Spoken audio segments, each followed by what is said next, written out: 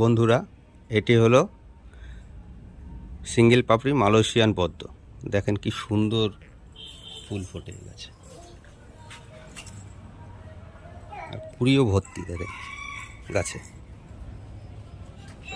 এই গাছে বেশি খাবার দিতে হয় না, কিন্তু আমার গাছটা মাটিতে লাগানো আছে, এর জন্য খাবার কম দেই। টবে লাগালে একটু খাবার দিতে হবে, আর একটু প্রুনিং ঠিক মতন করলেই গাছে প্রচুর কুড়ি আসবে আর ফুল ফুটবে।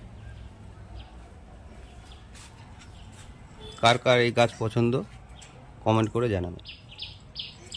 ফুলগুলি দেখেন কি সুন্দর। আমার কাছে এই গাছের চারা আছে, কেউ যদি বিনামূল্যে এই চারা সংগ্রহ করতে চান আমাকে কমেন্ট করে জানাবেন, তাহলে আমি অ্যাড্রেস দেবো, আপনারা এসে বিনামূল্যে চারা সংগ্রহ করে যাবেন।